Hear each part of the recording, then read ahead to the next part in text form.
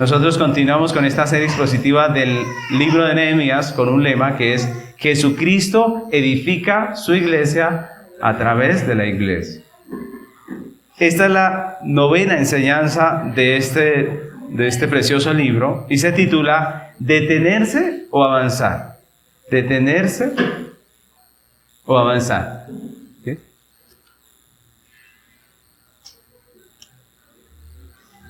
Detenerse o avanzar. Nehemías capítulo 4, versículos del 1 al 14. Nehemías capítulo 4, del 1 al 14. Es el texto que vamos a estar estudiando hoy. Dice nuestro libro de Nehemías en el capítulo 4, versículo 1. Cuando oyó Sanballat que nosotros edificábamos el muro, ¿qué pasó? Se enojó y se enfureció en gran manera e hizo escarnio de los judíos. Y habló delante de sus hermanos y del ejército de Samaria y dijo: ¿qué hacen estos débiles judíos? ¿Se les permitirá volver a ofrecer sus sacrificios? ¿Acabarán en un día? ¿Resucitarán de los montes del polvo de las piedras que fueron quemadas? Y estaba junto a él Tobías, amonita, el cual dijo: lo que ellos edifican del muro de piedra, si subiese una zorra, lo derribará. Oye, oh Dios nuestro, que somos objeto de su menosprecio, y vuelve el baldón de ellos sobre su cabeza, y entrégalos por despojo en la tierra de su cautiverio. No cubras su iniquidad, ni su pecado sea borrado delante de ti, porque se airaron contra los que edificaban. Edificamos pues el muro, y toda la muralla fue terminada hasta la mitad de su altura, porque el pueblo tuvo ánimo para trabajar. Pero aconteció que oyendo Sanballat y Tobías y los árabes, los amonitas y los de Asdod, que los muros de Jerusalén eran reparados, porque ya los portillos comenzaban a ser cerrados, se encolerizaron mucho y conspiraron todos a una para venir a atacar a Jerusalén y hacer daño. Entonces oramos a nuestro Dios, y por causa de ellos pusimos guardas contra ellos de día y de noche. Y dijo Judá: las fuerzas de los acarreadores se han debilitado, y el escombro es mucho, y no podemos edificar el muro. Y nuestros enemigos dijeron: no sepan ni vean hasta que entremos en medio de ellos y los matemos y hagamos cesar la obra. Pero sucedió que cuando venían los judíos que habitaban entre ellos, nos decían hasta 10 veces: de todos los lugares de donde volvieres, ellos caerán sobre vosotros. Entonces, por las partes bajas del lugar, detrás del muro y en los sitios abiertos, puse al pueblo por familias, con sus espadas, con sus lanzas y con sus arcos. Después miré y me levanté y dije a los nobles y a los oficiales y al resto del pueblo: no temáis delante de ellos, acordaos del Señor grande y temible, y pelead por vuestros hermanos, por vuestros hijos y por vuestras hijas, por vuestras mujeres y por vuestras casas. Amén. Hemos estado avanzando por este libro precioso de Nehemías. Hemos hablado un poco acerca de Nehemías como un hombre de Dios que estaba en el cautiverio, que prácticamente nace en el cautiverio, pero sin embargo él conocía a Dios, ¿no? Y hablamos de la labor de los padres que pudieron pasar esa fe a su hijo aún en el cautiverio. Y este Nehemías llegó a conocer a Dios, al Dios de Israel, y llegó a amar a su pueblo. Y cuando él oye las noticias de cómo está su pueblo, después de que había sido derribadas las murallas y toda la gente estaba allí en una situación difícil, pues él se siente llamado por Dios y dice: yo puedo hacer algo, ¿cierto? Él era el copero del rey, va al rey, le pide permiso para que lo deje ir y levantar los muros. El rey no solamente le da permiso, sino le da con qué, ¿cierto? Y cuando llega allí, él empieza a trabajar en el muro. Todo el capítulo 3 que acabamos hace 8 días, nos habló de la reconstrucción del muro, ¿cierto? De qué hizo cada persona dentro del muro. Y hoy empezaremos a estudiar la primera parte del capítulo 4, donde se nos narra la oposición del enemigo ante la acción de la iglesia. Siempre que la iglesia hace algo, el enemigo se opone, ¿cierto? Muchas veces el enemigo no se opone a la iglesia porque la iglesia... ¿Qué pasó? No hace nada, ¿cierto? Cuando no hacemos nada, pues estamos el enemigo está como tranquilo con nosotros. Pero cuando la iglesia se mueve, el enemigo se levanta y se opone y busca cómo detener la obra. Y el texto que acabamos de leer nos muestra el progreso del pueblo de Judá en la reconstrucción.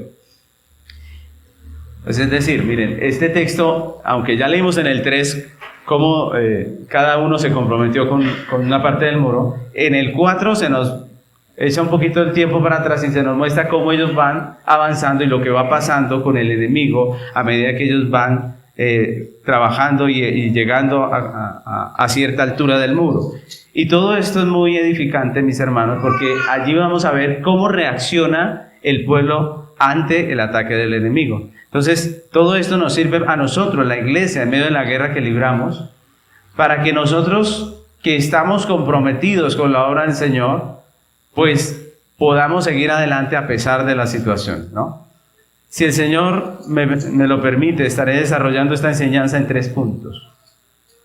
Lo primero que vamos a ver aquí, o lo que vemos en este texto, es una iglesia diligente. Eso es lo primero que encontramos allí, es el primer punto. Una iglesia diligente. Como les decía, el capítulo 3 nos narró cómo Nehemías reparó el muro, cómo repartió el trabajo para la reconstrucción y cómo cada uno hizo su parte para lograr cercar de nuevo a Jerusalén. Y en el capítulo 4, el escritor retoma la reedificación que está haciendo Nehemías desde el principio para hablarnos de cómo reacciona el enemigo, ¿no? Y en nuestro texto vemos un pueblo diligente, trabajador. Se nos cuenta por etapas el rápido avance de la obra. Miren que en lo que acabamos de leer se nos cuenta cómo va avanzando la obra, ¿no? Siempre la cosa es así. Las cosas empiezan de a poco y van avanzando. Mis hermanos, siempre que empezamos algo, siempre que empieza una congregación, siempre que empieza alguien en el evangelio, no empieza con todo, ¿o sí? Con todo arreglado, no. Se empieza con lo básico. Y a medida que va avanzando uno, va creciendo como persona y también Dios le va supliendo lo que necesita. Así es la vida real.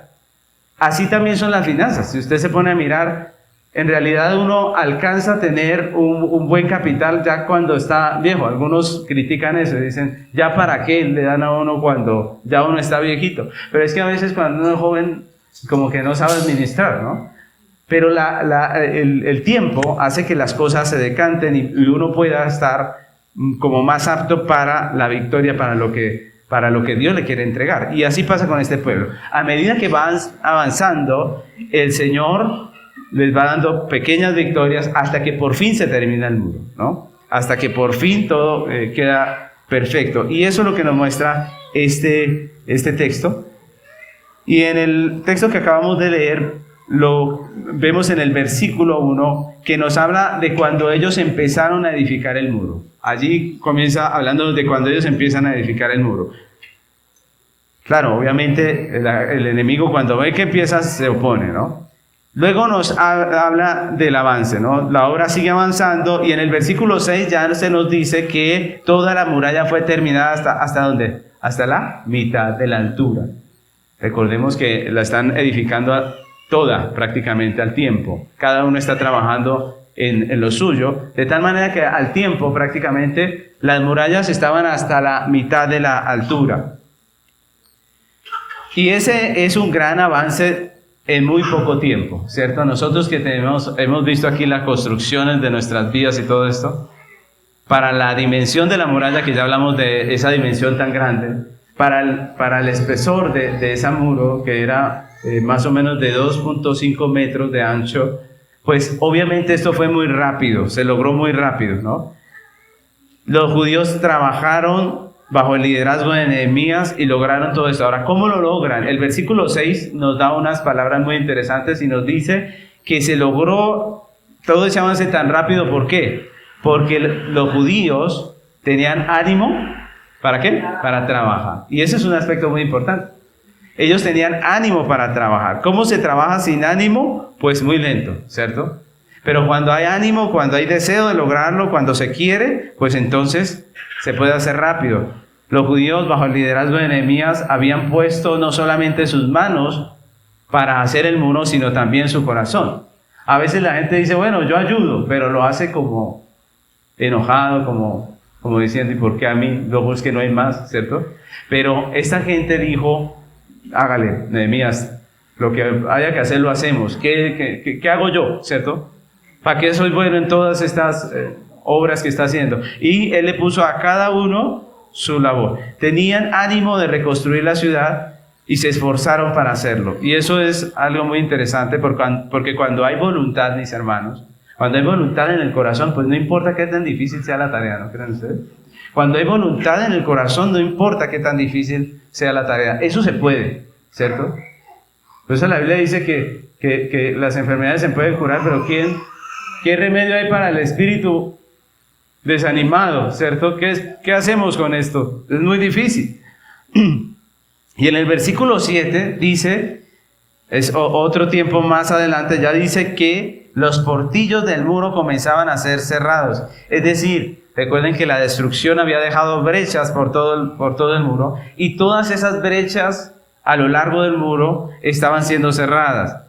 Otra vez Jerusalén estaba retomando su papel de una ciudad segura en medio de Judá, ¿cierto? Como lo era antes de la caída de los muros. Volvieron a sentir que ese lugar estaba seguro, ya no habían huecos en la muralla. Y en este sentido los judíos deben ser para nosotros un ejemplo de esperanza y de motivación, ¿no creen ustedes, mis hermanos? Porque la iglesia a través de la historia ha tenido momentos gloriosos, ¿cierto que sí? Momentos que recordamos. Dentro de unos cuantos días va a ser la reunión de la Reforma. ¿Qué celebramos en ese día? Pues un tiempo glorioso donde el Señor levantó hombres que predicaron con valor a pesar de la persecución y volvieron la verdad allí donde debía estar, al centro de la iglesia. Eso nos llena de motivo, de orgullo, porque decimos, esa es la iglesia de Cristo. Pero también hemos tenido momentos muy difíciles, momentos de pecado, momentos verdaderamente malos en los que la iglesia se ha dejado llevar por el pecado, por falsas doctrinas, donde ha cambiado o se ha dejado desviar del rumbo que Dios le ha trazado. Y si nosotros miramos la época en la que estamos ahorita, pues podemos decir que no estamos en el mejor momento de la iglesia, ¿o sí? No estamos en el mejor momento de la iglesia. La realidad es que gran parte de la iglesia que se conoce como cristiana está llena de cuentos y la palabra de Dios escasea, ¿cierto? No hay palabra de Dios en muchas iglesias. Abundan las emociones, las falsas doctrinas. Muchas congregaciones, incluso denominaciones históricas que en el pasado fueron una bendición para esta tierra, pues ahora están dejándose llenar de ideologías populares del sistema de este mundo que abiertamente se oponen a lo que Dios dice. Entonces hay un decaimiento de la iglesia cristiana y esa es una realidad. Nosotros estamos viendo eso. No estamos en el mejor momento de la iglesia, pero Nehemías nos anima a reedificar. Nehemías nos anima a que se puede, ¿cierto? Y hay algo precioso, es que Dios en todo el mundo está despertando a creyentes verdaderos a volver a las Escrituras, como en el tiempo de Nehemías, a reparar, ¿cierto? A ordenar la cosa. Y nosotros somos fruto de ese mover de Dios en esta tierra que está despertando a su pueblo a volver a las Escrituras. Y si cada uno de nosotros, como nos muestra el texto, como hemos visto en Nehemías, trabajamos con diligencia, perseverancia y ánimo, pues vamos a ver resultados como lo vieron ellos, ¿no? Vamos a ver restaurada la iglesia del Señor. Dios nos ayude para que nosotros vamos a hacer nuestra parte, para que no nos sentemos a criticar la obra y a hablar mal de los pastores y a hablar mal de aquel y de aquel otro, sino que más bien podamos poner la mano en el arado, no mirar atrás, sino esforzarnos a seguir adelante. Primera a los Corintios, capítulo 15, versículo 57. Dice la palabra del Señor. 57 y 58. Primera a los Corintios 15, 57 y 58. Dice: mas gracias sean dadas a Dios, que nos da la victoria por medio de nuestro Señor Jesucristo. Así que, hermanos míos, estad firmes y constantes, creciendo en la obra del Señor, ¿cuándo? Siempre, sabiendo que vuestro trabajo en el Señor no es en vano. Sigamos haciendo la obra del Señor. A veces nos pareciera que fuera en vano, ¿no? A veces, me decía la semana pasada alguien, pastor, pero invitamos, estamos orando por ellos, y muchos no vienen, sencillamente se niegan, ¿cierto? Y como que no, de nada sirve lo que estoy haciendo. Recordemos que cuando empezamos a hablar del evangelismo, dijimos que el evangelismo tiene dos objetivos, ¿no? El primero, perdónenme, es la redención de los escogidos del Señor, ¿cierto? Pero el otro es ser testimonio para el mundo, ¿cierto? Cuando usted está predicando el evangelio, si alguien no cree, Dios está obrando en esa persona. Ya sea para salvación o sea como testimonio de que se le predicó el evangelio. Nosotros tenemos un encargo que es predicar. ¿El resultado se lo dejamos? Al Señor. Recordemos, no olvidemos. Como la iglesia del pacto prometido, que eran los judíos del Antiguo Testamento, nosotros, en la iglesia del pacto cumplido, estamos llamados a trabajar con diligencia, con perseverancia y ánimo en lo que el Señor nos ha encomendado. El Señor nos ayude a hacer lo que Él nos ha llamado a hacer. Ahora, lo segundo que vemos en nuestro texto es al enemigo atacando. El enemigo ataca. Entonces, junto al avance de la obra, el capítulo 4 describe la reacción negativa y progresiva también del enemigo contra la iglesia. A medida que avanza la iglesia en su trabajo, también avanza el enemigo en su ataque contra la iglesia. Especialmente aquí nos habla de los funcionarios que vimos en el capítulo 2, que ejercían autoridad en la zona donde Nehemías estaba haciendo su labor. Como vimos anteriormente, en la mayoría de los casos, estos hombres que describe aquí la Biblia eran oriundos de naciones históricamente enemigas de Dios, ¿no? Ellos eran amonitas, eran de ciudades, de lugares donde eran enemigos de Israel, ¿no? Y a mí me parece interesante porque qué fastidia a esta gente de que Nehemías haya vuelto. Miren esto, ¿qué le molestó? A esta gente le molestó que Nehemías volvió para cambiar las cosas, ¿cierto? Para volverlas a lo que eran antes, ¿no? Para restaurar. Ese es el problema. Miren, si nosotros llegamos a hacer lo mismo que hace el mundo va a estar feliz con nosotros. Jesús dijo, si fuerais del mundo, el mundo os amaría. Pero por cuanto no sois del mundo, el mundo los aborrece. Eso es lo que dice Jesús.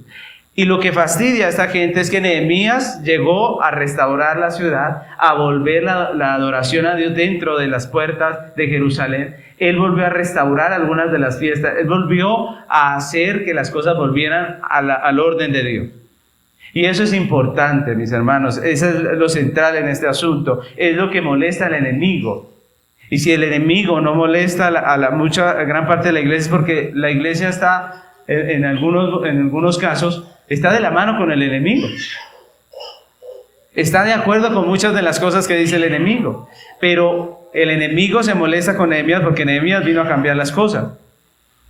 ¿Y cómo reacciona el enemigo? Aquí nos muestran ese avance de la reacción del enemigo. Lo primero que vemos dentro de este punto del enemigo ataca es que el enemigo se burla del pueblo de Dios. Es lo primero que hace el enemigo. El versículo 1 comienza hablándonos de Sanbalat, que recordemos que él era moabita, y que cuando vio que los judíos edificaban el muro se enojó mucho, y el texto dice que hizo escarnio de los judíos. Es decir, se burló de ellos. E incluso el versículo 2 nos dice las palabras que usó este hombre. ¿Cómo se burlaba él? Él decía, ¿qué hacen estos débiles judíos? ¿Se les permitirá volver a ofrecer sacrificios? ¿Acabarán en un día? ¿Resucitarán de los montones del polvo las piedras que fueron quemadas? Esa era la burla. Él decía, esta gente lo que hace no es nada, ¿cierto? ¿Será que podrán llegar a restaurar el muro? Recuerden que estaban empezando. ¿Será que podrán levantar del polvo? Este era un gran montón de polvo lo que había ahí. Más adelante veremos que los judíos mismos dicen, el polvo es demasiado. Y la palabra polvo habla del escombro, de toda la destrucción que había traído el enemigo cuando derribó el muro. Entonces en el versículo 2 encontramos esas palabras. Ahora, en el versículo 3 nos hablan de Tobías, que era amonita, el cual dijo, lo que ellos edifican del muro de piedra, si subiere una zorra, lo derribaré. ¿Qué quería decir este hombre con esta expresión? Que eso no era nada, ese muro es ridículo, ¿cierto? Eso que están haciendo ahí no tiene fuerza, se va a caer, ¿cierto? Es débil, no sirve. Esa es la burla que usaba el enemigo. Ahora, en los versículos 7 y 8, el asunto va escalando. Ya dejaron la burla porque ya ven que el muro no era tan débil como para que una zorra lo debilitara, ¿cierto? Y que en cambio el muro iba creciendo cada vez más. Y en el 7 y el 8, el ataque escala un poco más. Y el texto nos dice que Sanbalat, Tobías, los árabes y los amonitas y los de Asdod, estos son nuevos aquí en la narración, los de Asdod eran filisteos, cuando ven el avance del muro, se encolerizaron mucho y conspiraron todos a una para venir y atacar a Jerusalén y hacerle daño. Esto ya pasó a una conspiración. Estábamos en una burla y ahora está en una conspiración. La conspiración es cuando se ponen de acuerdo dos o más personas para hacer mal, para cometer un delito. Y en este caso, ¿cuál era el objetivo? Detener la reconstrucción de la muralla, ¿cierto? Detener la obra del Señor. Finalmente, en los versículos 11 y 12 dice que los enemigos quisieron entrar en medio de ellos y matarlos para hacer cesar la obra. Quisieron entrar encubiertamente en medio de ellos y matarlos para hacer cesar la obra. Y aquí podemos ver el odio y el afán de estos enemigos por detener la obra, incluso para llegar a pensar en procurar la muerte de Nehemías y su gente, ¿cierto? Miren que no era simplemente un asunto de no querer que el muro se construyera, sino de algo que se habían propuesto. Dijeron, esto lo vamos a detener, así nos toque matar a esta gente, ¿cierto? Y esta es una parte importante porque aquí nos muestra lo que ha sido y es el ataque progresivo de Satanás contra la iglesia. Esas tres cosas que vemos aquí es lo que el enemigo generalmente hace. Primero, el enemigo usa la burla para menospreciar a la iglesia, para menospreciar su fe, su labor evangelística, su mensaje. Por ejemplo, el culto pasado hablábamos de la filosofía de este mundo, que en su rebelión y en su rechazo del juicio final llegó a afirmar que Dios no existe, que solo está en la imaginación del hombre y que para desaparecerlo solamente tenemos que dejar de pensar en Él, ¿no? Si dejamos de pensar en Él, se desaparece y ya no tenemos juicio. Y esto, aparte de ser una gran tontería, también es una burla, ¿cierto? Es una burla. Se están burlando de nuestra fe en Dios, de nuestra creencia. Y toda esta burla es lo que de muchas maneras el sistema de este mundo trata de meternos en la cabeza, a nosotros y a nuestros hijos, ¿no? Aún dentro de los colegios, gran parte de estas cosas se enseñan y prácticamente se burlan de nuestra fe en Cristo. Es como si la fe en Dios fuera un asunto de sociedades del pasado. Eso es lo que dice el mundo, de la filosofía. Que la fe en Dios era un asunto de personas del pasado. Personas ignorantes, dicen ellos, que a medida que el mundo fue avanzando, pues se dieron cuenta que eso era una ignorancia y como que dijeron, bueno, ya dejemos esa bobada, ¿cierto? Esa es la manera en que habla el mundo de nuestra fe. Y eso es tremendo. Y cuando se le dice eso a una sociedad de hombres caídos, muertos espiritualmente, que aman su pecado, que quieren vivir en libertinaje, pues ¿cómo lo van a recibir? ¿Cómo van a recibir esa noticia de que Dios lo podemos desechar y que ya no tengamos juicio? ¿Cómo la van a recibir si aman el pecado? Pues con gozo. Van a abrazarla y decir, eso es muy cierto. Esto era de los viejitos, ¿cierto? Esto era de la gente del pasado, de la gente que ignoraba. Y esto ha hecho que una gran parte de las nuevas generaciones miren con menosprecio la iglesia, con menosprecio nuestra fe, con menosprecio las escrituras. Y a veces también con menosprecio ven a sus padres que creen en Dios. Prácticamente dicen, mi papá todavía creyendo en esos mitos, ¿cierto? Mi papá todavía pensando de esa manera tan cavernícola, ¿cierto? Si ahora es el libertinaje, ya esto fue el resultado de la casualidad y todo lo que se sabe decir en este tiempo. Eso es una burla de lo que la Biblia dice, de nuestra fe. Pero como vimos en la enseñanza pasada, mis hermanos, todos nosotros tenemos conciencia, ¿sí o no? Todos nosotros tenemos conciencia. Nos podemos hacer los locos con el recibo del agua, lo podemos romper, pero eso no quita el hecho de que hay que pagarlo, ¿cierto? Y lo mismo pasa con el juicio. Nosotros podemos hacernos los que no pasa nada, que Dios no existe y lo que sea, pero todos tenemos conciencia y sabemos lo que pasa. Sanbalat menosprecia la obra de los judíos, pero eso no le restaba importancia a lo que ellos estaban haciendo, mis hermanos. Miren esto, y esto que nos sirva de ánimo. Por más que el mundo se burle, eso no le quita relevancia a lo que nosotros estamos haciendo, ¿no creen? No le quita relevancia al mensaje que tenemos, a la escritura. El mundo dice que la fe en Dios es un asunto de hombres ignorantes, pero en realidad, mis hermanos, eso es algo ridículo. Porque los padres de las ciencias modernas, los que pusieron los fundamentos de lo que hoy en día son las ciencias, pues fueron hombres de Dios, fueron hombres creyentes. La fe no es un asunto de hombres ignorantes, como dicen algunos, eso es ridículo. Más bien lo que estamos viendo ahorita son hombres ignorantes que están queriendo desechar lo que los hombres de Dios dijeron.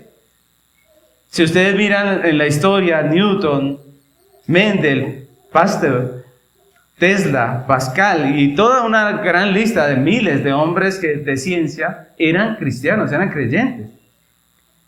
La fe no es un asunto de gente ignorante. Creer en Dios no es un asunto de gente ignorante. Ignorante el que cree que lo es. Porque no ha leído, no ha consultado los libros, no ha visto la historia. Mis hermanos, la fe es un regalo de Dios y lo tenemos por su gracia. Pero aún así este mundo hace escarnio de la iglesia, este mundo se burla. Pero como la burla no es suficiente, el sistema de este mundo une sus fuerzas y conspira contra la iglesia, ¿no? Porque primero fue la burla, pero luego fue la conspiración. Conspira contra la fe de la iglesia, contra la obra de la iglesia, contra su mensaje, contra su moral. Y en todo nivel, mis hermanos, en todas las áreas, el enemigo se pone de acuerdo para hacer burla de la iglesia y para hacer daño a la iglesia. Si hablamos, por ejemplo, de la familia cristiana, el enemigo ataca todos los frentes de la familia cristiana. Ha querido derribar la familia cristiana, que ya no exista la familia cristiana. Desvirtúa el valor, por ejemplo, del matrimonio. Desalienta a las personas a tener hijos. Y en cambio, promociona los supuestos beneficios de vivir una vida en fornicación y sin compromiso, ¿no? Ya para qué se pone a tener hijos, ya para qué se pone a casarse, a comprometerse. Lo bueno es vivir en libertad y hacer lo que se nos antoje, no darle cuentas a nadie, ¿cierto? Eso es lo que promueve el mundo. ¿Y qué creen? ¿Los hombres aceptan o no aceptan esto? Claro, está muy de moda. A los hombres los llena de machismo, los llena de ideas negativas y los pone incluso contra la mujer. ¿Se han dado cuenta? Los hombres versus las mujeres. Y a las mujeres, en cambio, también las llena de feminismo, ¿no? Feminismo donde el hombre es el malo, es el macho violador, ¿no? Dicen las arengas, el macho violador, los hombres son el macho violador, dicen. Como si todos nosotros fuéramos el macho violador. Todas estas cosas las hace el mundo, es el sistema de este mundo. Él ataca a las familias. Por eso ahora está de moda que ya las mujeres se unen con mujeres para no tener nada que ver con el macho violador, ¿cierto? Esa es la realidad, mis hermanos. La ideología de este mundo se levanta contra la familia, contra el tener hogares. La ideología de este mundo se levanta contra la verdad y la justicia y pretende por todos los medios desvirtuarla. Así es como hoy en día hay personas que profesan ideologías que pretenden derribar todo lo pasado, ¿no?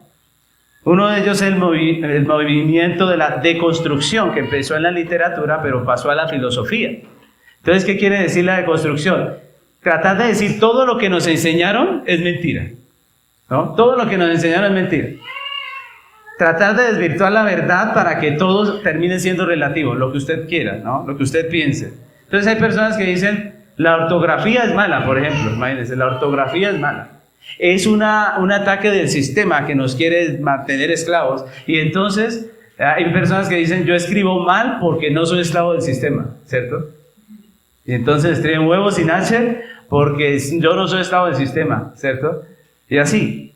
Y en cada materia prácticamente están diciendo, esto no es como nos enseñaron, ¿no? Entonces, en cada materia prácticamente están poniendo en duda todo y diciendo eso no es, y cada quien piense lo que quiera, ¿no? En la historia, por ejemplo, supuestamente la narraron los hombres de poder, por lo tanto, todo lo que nos contaron es mentira, ¿no? En la biología, usted no es hombre o mujer por lo que dicen sus cromosomas, sino por cómo usted se sienta, ¿cierto? ¿Qué se siente usted? Eso es lo que es, ¿cierto? Hay gente que se siente un perro, imagínense, y quién sabe cuántas cosas más, ¿cierto?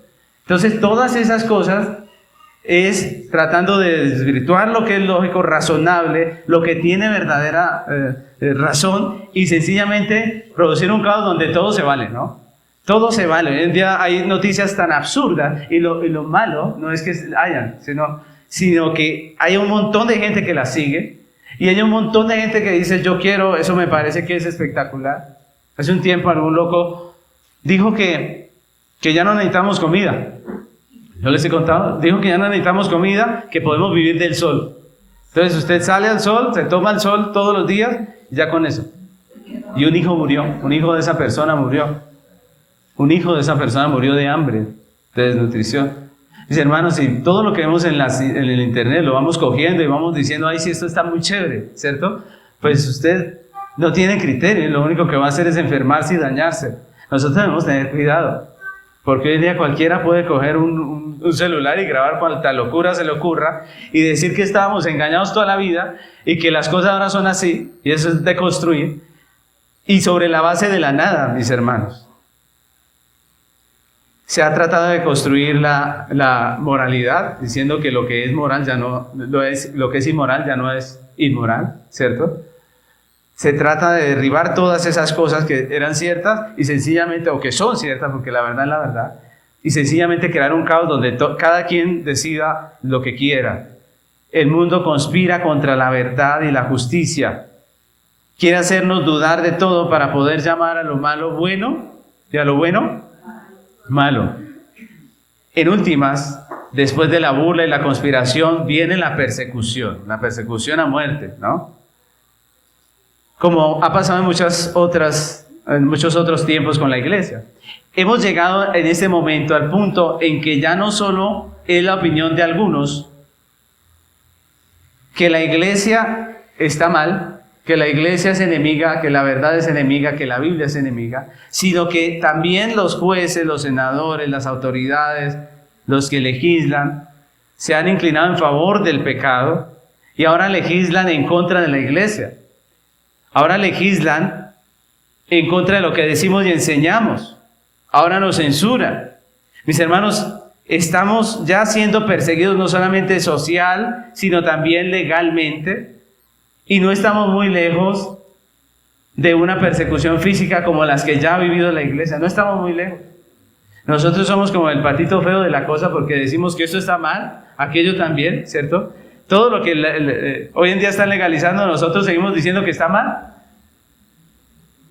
Estamos ya siendo perseguidos y lo que viene, no sabemos más adelante si venga esa persecución física en contra de la iglesia, si alcancemos a ver eso antes del regreso de nuestro Señor Jesucristo. Mis hermanos, el enemigo ataca porque la iglesia se levanta con la verdad, porque la iglesia sale y dice esto no es así, porque la iglesia camina de una manera diferente. Ahora, lo tercero que vemos en nuestro texto es cómo responde la iglesia. La iglesia responde. ¿Cómo responde?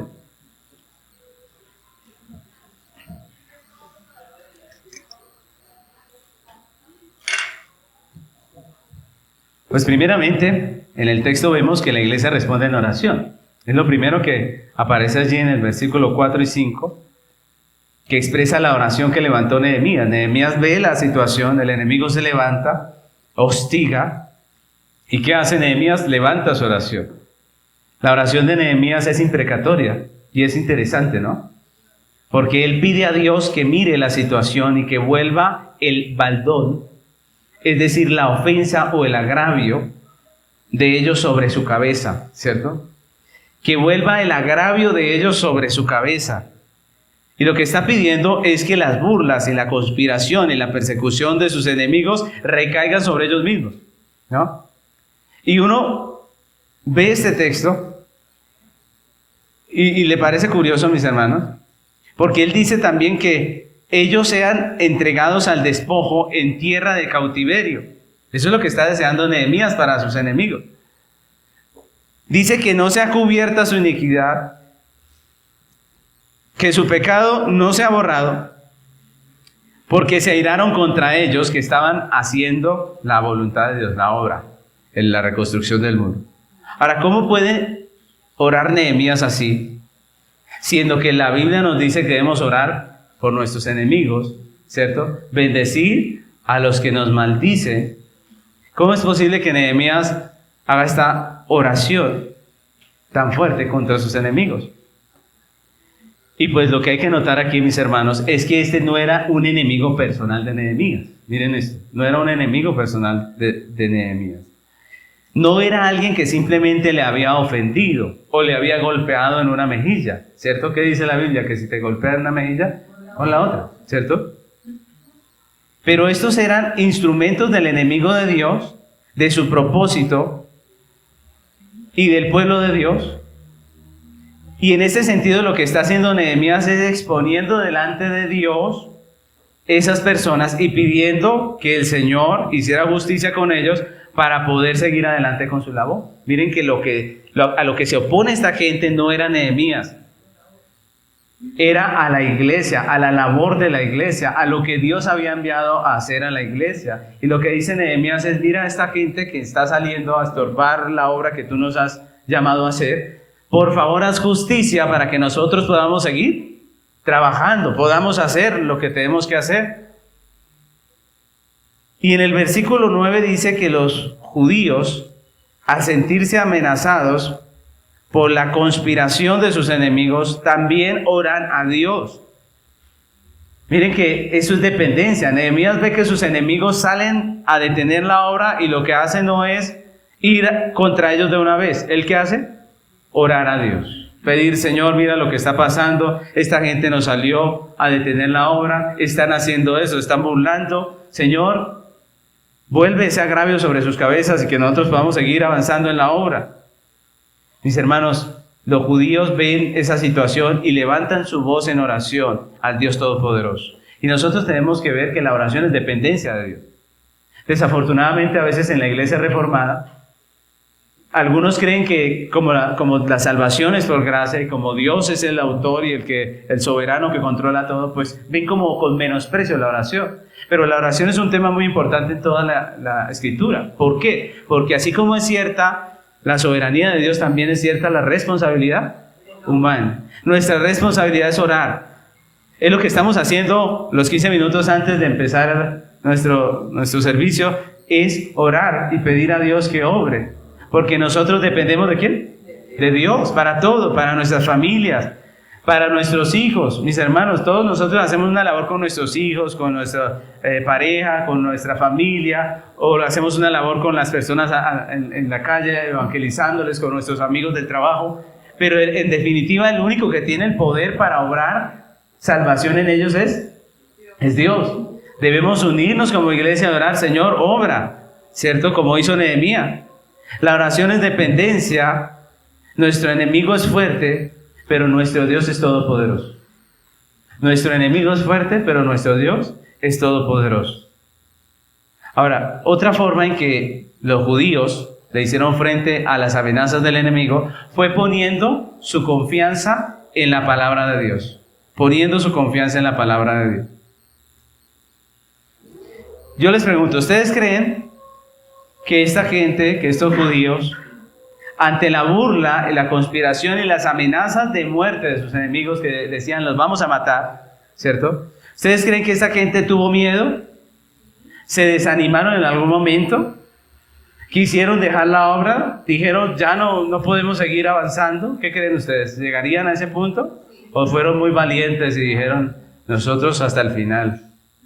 No, ellos también tuvieron momentos en los que dudaron, en los que se sintieron tan afligidos por todas las cosas que sencillamente dijeron, no podemos más. El versículo 10 dice que Judá manifestó que las fuerzas de los acarreadores se habían debilitado. Ante toda esa burla, ante todo eso, ¿qué pasó con ellos? Entró debilidad, todos se debilitaron. Y empezaron a ver que el escombro era mucho. Miren, cuando empieza uno a desanimarse, empieza a ver la cosa difícil, ¿cierto? Empieza, no, esto es imposible. Y no iban a poder edificar, dice el texto. No iban a poder. Ellos dijeron, no, Nehemías, ¿sabe qué? Esto está muy berraco y no podemos, ¿cierto? Está muy difícil y no vamos a poder. Pero el versículo 14 dice que Nehemías se levantó y dijo a los nobles y a los oficiales y al resto del pueblo que no debían tener miedo delante de ellos, sino que más bien debían acordarse ¿de quién? Del Señor, de Dios, del Señor, grande y temible. Y Nehemías se refería a las promesas que ya hemos visto, de restauración que Dios había dado por medio de los profetas, ¿recuerdan? Los profetas habían dicho, un día volverá el pueblo y restaurará las murallas. Un día volverá el pueblo, restaurará el templo. Un día volverá el pueblo y Dios los restaurará. Y lo que Nehemías dice es, confíen en lo que Dios dijo. No miren al enemigo. Siempre que miramos al enemigo nos llenamos de temor, ¿no creen? ¿Recuerdan en el Éxodo? Dice que la gente estaba allí, al frente estaba el mar, atrás estaban los egipcios, y ellos voltean a ver los egipcios y dicen, Dios nos trajo aquí para matarnos, ¿cierto? Y Moisés les dice, no sean incrédulos. Dios ha dicho, otra vez, vuelvan a poner la fe en lo que Dios ha dicho.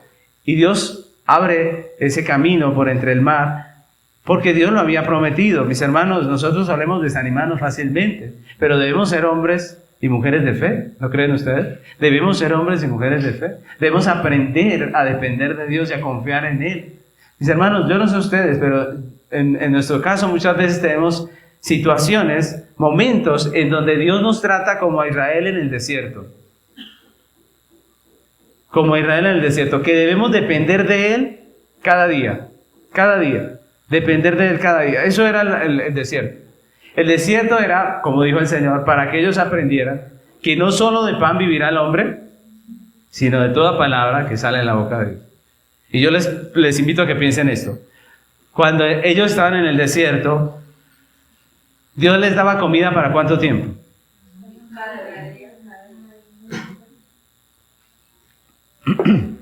Para un día. Pregunta, ¿y al otro día? Otra vez esperar. ¿A usted le parece cómodo vivir así? Imagínese usted eso, que usted pueda tener solamente lo de hoy, ¿no? A uno le gusta comprar la cubetica de huevos para tener ahí, ¿cierto? Pero el Señor les daba lo del día nomás, imagínense ustedes. Lo del día, al otro día, tocaba confiar en Dios. Miren eso tan tremendo. Y ni siquiera era que ellos pudieran hacer algo, porque estaban en el desierto. Ni siquiera podían hacer algo, y eso es tremendo, ¿no creen? Y dice el Señor para que aprendieran que no solo de pan vivirá el hombre, sino de toda palabra que sale de la boca de Dios. Nosotros somos muy incrédulos, mis hermanos. ¿Saben por qué nos gusta la cubeta? Porque nos da tranquilidad, ¿no? Nos gusta poder tener todo, poder tener las cosas para el futuro. Eso nos da tranquilidad. Pero cuando el Señor simplemente da lo del día, es muy difícil vivir. ¿Cómo vivieron ellos? Confiando 40 años en el Señor. Eso aprendieron. Aprendió el pueblo de Israel. Mis hermanos, Dios estaba enseñando a su pueblo a confiar en su palabra. Y ustedes miren, mis hermanos, a veces todos los escenarios que pone Dios en la palabra son así. Yo les pregunto, cuando Dios liberó a Israel de Egipto, ¿no pudo haber hecho que Faraón les dijera, vayan tranquilos, nosotros no los perseguimos, váyanse de aquí más bien, ¿cierto? ¿Pudo haber sucedido o no? Claro. ¿Los pudo haber llevado por el camino corto? Claro que sí, pero Él los llevó por el camino largo y por el camino donde había un obstáculo insalvable, que era ese mar. ¿Le gustan al Señor las emociones fuertes? Yo me he preguntado esas cosas. Mis hermanos, lo que Dios está haciendo es enseñándonos, y a Dios le interesa más moldear nuestro carácter conforme a lo que Él quiere que darnos todos los juguetes, ¿cierto? ¿Por qué las iglesias falsas tienen de todo? Y las iglesias bíblicas luchamos muchas veces y nos esforzamos y estamos tan escasos muchas veces, ¿no? Dios no puede arreglar todo eso para que tengamos todo lo que los otros tienen y mucho más. Claro que sí. Pero Dios nos está enseñando en el camino. Y Dios estaba enseñando a este pueblo a confiar en Él, en su palabra, en sus promesas. Nosotros fácilmente hacemos lo que ellos dicen. No, esto está imposible, yo no puedo. El escombro es mucho, la dificultad es muy tremenda y yo no puedo, ¿cierto? Pero Dios les estaba enseñando a confiar en su divino poder, en su gracia. Mis hermanos, eso es tremendo, ¿no les parece a ustedes? Es tremendo. Dios nos está enseñando y nos va a seguir enseñando en el camino. Este pueblo llegó a desanimarse, pero Nehemías le recordó las promesas, le recordó que confiaran en el Señor. Y algo precioso, esa confianza en las palabras de Dios les iba a dar la fortaleza para pelear por su familia. Les dijo, crean en lo que dice Dios y ¿qué? Y peleen por sus familias.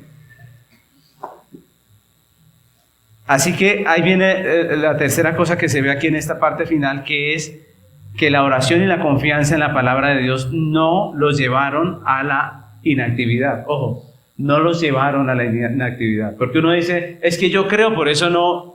Hay gente que dice, yo creo que Dios me sustenta, por eso no trabajo. ¿Cierto? Eso es ridículo. Porque si usted cree que es Dios el que lo sustenta, la Biblia dice que Dios dice que el que no trabaja, que no coma. ¿Cierto? Y algunos creen que poner la confianza en Dios es descansar al punto de no tener que hacer nada. Pero Nehemías dice algo que es diferente. Él dice, confíen en Dios, oren y confíen en Dios y vayan a pelear por sus familias. La oración y la confianza en la palabra no nos lleva a la inactividad, todo lo contrario. La oración y la confianza en Dios nos debe mover a tomar acciones pertinentes. Y en este caso, como la amenaza era obviamente la del ataque abierto contra los judíos, en la construcción de la muralla, Nehemías toma dos decisiones. La primera era poner guardas de día y de noche para proteger al pueblo del enemigo. Y como segunda medida, al enterarse por medio de los judíos que vivían con sus enemigos, de que ellos iban a venir de todos lados, él dice que pone familias con espadas, con lanzas, con sus arcos por las partes bajas detrás del muro y en los sitios abiertos para evitar obviamente la incursión del enemigo. Él toma medidas. Miren que alguno dirá, cuando lo ve poniendo toda esa gente podría decir, uy, pero Nehemías no cree. ¿Qué dice la Biblia? ¿Que cree en Nehemías o no cree? Claro que cree en Nehemías. Hay gente que dice, si usted cree, no vaya al médico. Eso es necio, porque ¿quién hizo al médico? ¿Cierto? ¿Quién le dio la ciencia para la medicina? Dios. Entonces, la oración, la confianza no nos debe llevar a la inactividad, sino a obrar. A obrar en el nombre del Señor. Y esta respuesta de la iglesia del Antiguo Testamento ante la burla, la conspiración y la ofensiva del enemigo, pues a nosotros nos debe servir de ejemplo, ¿no creen? Lo mismo que hizo la iglesia en el Antiguo Testamento deberíamos hacerlo nosotros. ¿Qué debemos hacer? Pues primeramente orar. Tenemos un enemigo que es fuerte, pero un Dios que es todopoderoso. La iglesia no depende de sí misma, no depende de su poder, de su economía, no depende de sí misma. La oración es una expresión de esa confianza, de la confianza que tenemos en la realidad, de que Dios es el que nos sustenta, de que Él es el que nos protege. Entonces, ante la lucha que exhibe el enemigo, la dependencia en oración al Dios Todopoderoso debe ser lo primero, ¿cierto? Lo primero en la lista es la oración al Señor Dios Todopoderoso. Filipenses 4, 6 y 7 dice la palabra. Filipenses 4, 6 y 7. Dice, por nada estéis afanosos, sino sean conocidas vuestras peticiones delante de Dios en toda oración y ruego con acción de gracia. Y la paz de Dios, que sobrepasa todo entendimiento, guardará vuestros corazones y vuestros pensamientos. ¿En quién? En Cristo Jesús. Por nada estáis afanosos. Entonces, sean conocidas las peticiones delante de Dios en oración. Oremos sin cesar, mis hermanos. Oremos en todo tiempo. Oremos con toda oración y súplica, como dice la Biblia. Oremos por nuestros hijos. Oremos por nuestros matrimonios. Oremos por nosotros mismos, que Dios nos dé la sabiduría y el entendimiento para pensar de manera bíblica. Oremos por los pastores, mis hermanos. Esta semana me enteré de la caída de uno de los pastores que ha sido un referente para la iglesia reformada, y eso es doloroso. Eso es algo triste. Eso duele en el corazón. Mis hermanos, cae un hereje y pues uno dice, eso es lógico. Pero que caiga un hombre que predica el evangelio bíblico es doloroso. Nosotros debemos orar por los pastores. Nosotros somos pecadores. Él cayó y enseguida habló con la iglesia y dijo, hice lo malo delante del Señor, hice esto, y fue apartado de su cargo. Dios lo restaure. Oremos por él. Cuando ustedes se enteren de la noticia por ahí, lo que deben hacer no es juzgar. Hay gente que comenta enseguida y dice, lobos disfrazados de ovejas y todas estas cosas. Eso es crueldad. Eso es crueldad.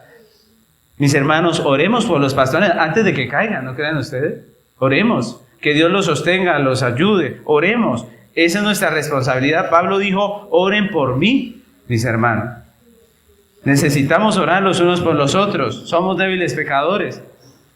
Pero también aprendemos de los judíos que reconstruyeron a confiar en Dios y en su palabra, ¿no? Lo primero es la oración, pero también confiemos en lo que Dios ha dicho. Las circunstancias adversas, los ataques del enemigo pueden intentar desanimarnos, pero la Biblia nos llama a resistir al enemigo, a estar firmes en la palabra del Señor. Primera de Pedro 5, 8 al 11, el apóstol nos da unas palabras certeras a la iglesia cuando somos atacados por el enemigo.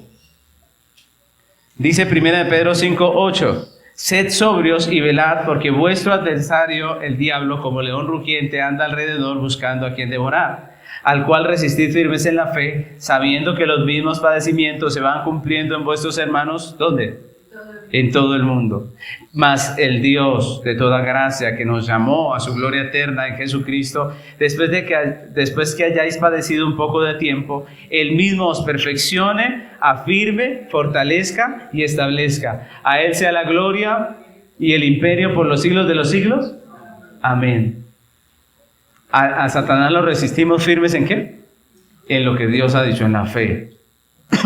Pero al igual que los judíos, ante el ataque del enemigo, la oración y la fe en la palabra no nos debe detener, no nos debe dejar inactivos, sino que debemos obrar. Obrar consecuentemente, sabiendo que en el Señor tenemos la victoria. Debemos también nosotros tomar acciones pertinentes. La pregunta es, ¿qué vamos a hacer ante los ataques del enemigo? El enemigo quiere convertir la cultura en inmoral, en relativista, quiere engañar, quiere llevarnos a tener pensamientos que son totalmente contrarios a la verdad de Dios. Y lo sabemos. Mire, a Nehemías le contaron lo que iba a hacer el enemigo. A nosotros nos cuentan lo que el enemigo está haciendo, lo vemos todos los días. ¿Qué vamos a hacer? ¿Nos quedamos orando nada más? Nehemías vio venir el ataque y preparó a la gente, se preparó. Y nosotros debemos hacer lo mismo como personas, como familias, como iglesia. Personalmente, debo saber que el enemigo va a tratar de convencerme de sus engaños. Me va a querer hacer caer. Y yo debo estar firme, debo aprender a estar firme. El enemigo va a tratar de convencerme de sus engaños y yo debo renovar mi mente ¿con qué? Con la palabra de Dios. De lo contrario va a terminar diciendo lo mismo que dice el mundo. La palabra de Dios es la única norma de fe y conducta para el creyente. Hombres, por ejemplo, el enemigo va a tratar de convencerlos del estereotipo de hombre del mundo, ¿no? De que ustedes deben ser como los hombres del mundo.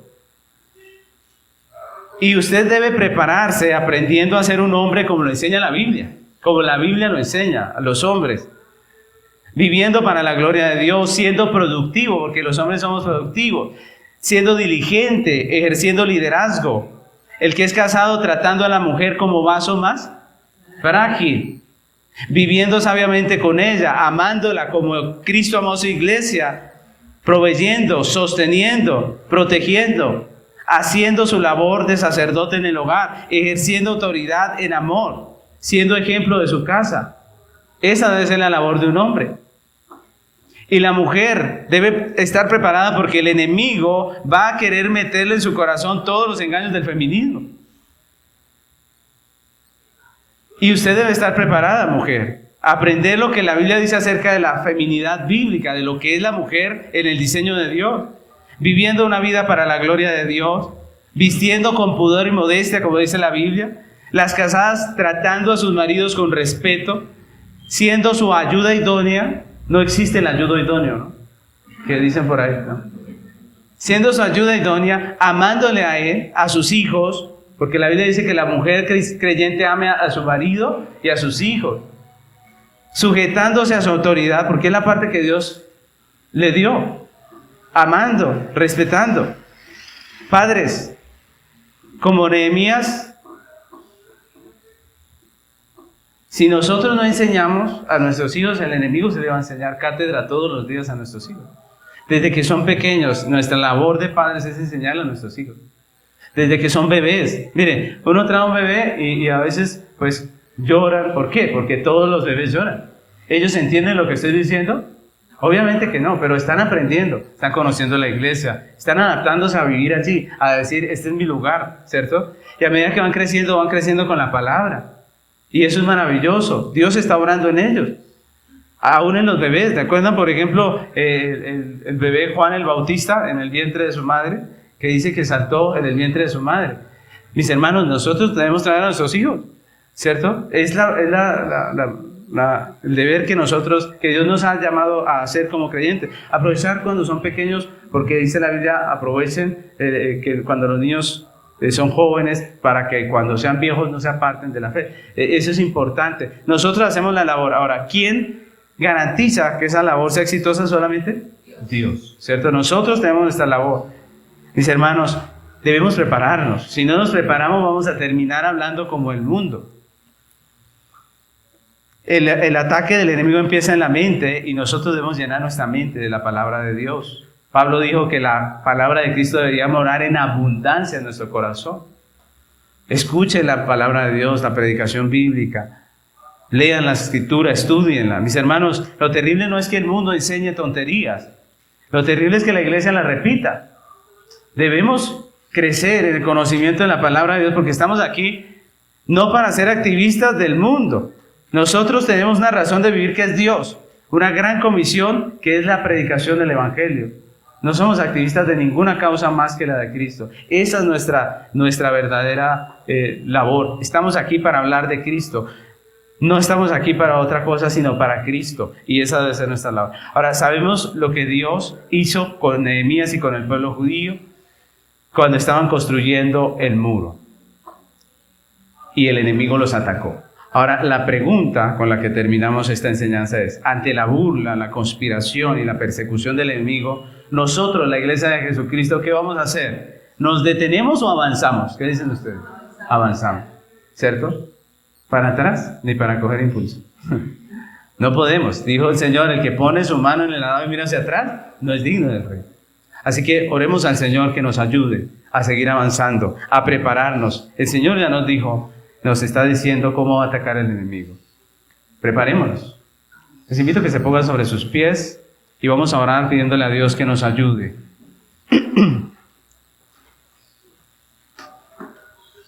Amado Señor, Dios eterno, queremos agradecerte esta preciosa enseñanza que tú nos has dado este domingo.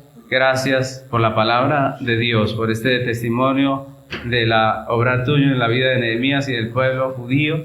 Señor, obra en nosotros, Señor. Tú sabes que somos igual que este pueblo, susceptibles a desanimarnos, a llegar a ver la cosa muy difícil, a ir para atrás, a mirar para atrás después de haber tomado el arado. Señor, solo tu gracia nos puede sostener. Oramos hoy para que nos ayudes. Oramos para que nos permitas estar preparados para el ataque del enemigo. Guárdanos, Señor. Oramos por ese pastor que cayó esta semana, bueno, en estos días, Señor. Y te pedimos, Señor, que lo restaures, que lo ayudes. Señor, que lo levantes como un hombre de Dios. Señor, que la iglesia tenga misericordia y no actúe como verdugos, sino como hermanos en Cristo. Ayuda, Señor, a los hombres de Dios que tienen que llevar esa responsabilidad en sus hombros. Ayúdanos, Señor, para poderlo hacer con excelencia y no desmayar. Señor, ayúdanos. Padre, oramos para que nos bendigas como iglesia, que podamos avanzar, seguir adelante. Prepáranos, Señor, dependemos de ti en oración. Ayúdanos a confiar en tu palabra, en tus promesas, pero también ayúdanos a tomar las acciones pertinentes para guardar nuestras vidas, nuestro pensamiento, la vida de nuestras familias, de nuestros hijos. Ayúdanos, Señor, a involucrarnos activamente en el papel que tú nos has dado, Señor. Muchas gracias por tu amor y tu misericordia, y te pedimos guíanos en todas las cosas, Padre, porque tuyo es el reino y el poder y la gloria por todos los siglos. Amén.